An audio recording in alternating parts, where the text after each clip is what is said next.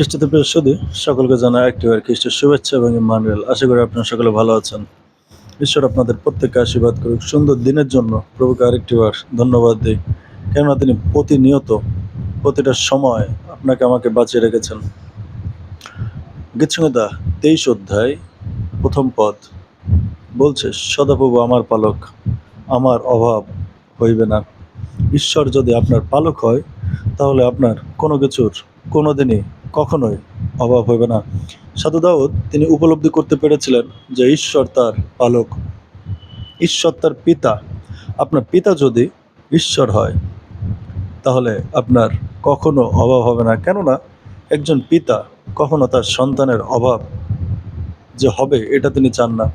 আপনার আমার জাগতিক পিতা যারা আছেন বা মাতা যারা আছেন, তারা কি কখনো চাবে যে আপনি না খেয়ে থাকেন, বা আপনি অসহায় থাকেন, বা আপনি অভাবে থাকেন? আপনি যেখানেই থাকেন না কেন, পিতা কষ্ট করে হলেও আপনাকে কিন্তু অনাহারে রাখবে না বা অভাবে রাখবে না। আপনি যা প্রয়োজন সেটা কিন্তু তিনি কিন্তু দেবেন।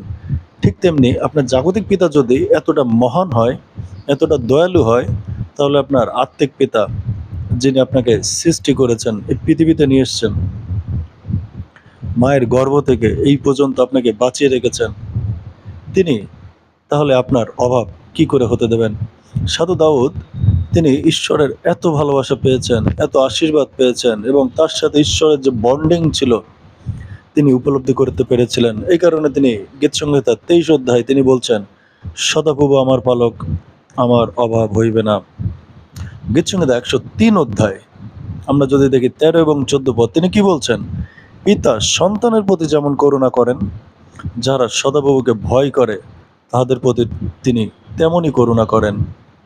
তার মানে একজন পিতা সন্তানের প্রতি যেমন করুণা করেন, যারা সদাপ্রভুকে ভয় করে এবং তার বাধ্য থাকে, তার আশীর্বাদের নিচে থাকেন, তিনি তাদের উপর ঠিক তেমনই করুণা করেন।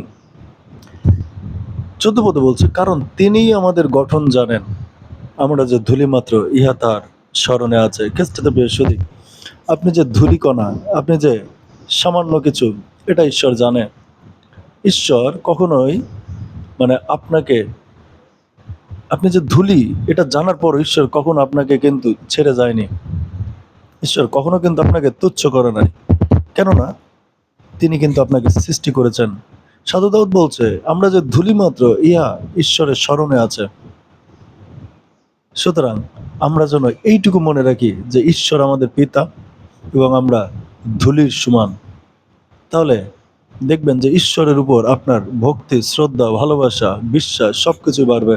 কিন্তু আপনি যদি নিজেকে বড় করেন, তাহলে বাইবেল বলে যে নিজেকে বড় করে তাকে ছোট করা হবে, এবং যে নিজেকে ছোট করে তাকে বড় করা হবে। আসুন আমরা সাধু দাউদের মতন বলি, সদাপ্রভু আমার পালক, আমার অভাব হইবে না। ঈশ্বর আপনাদের প্রত্যেককে আশীর্বাদ করুক। ইম্মানুয়েল।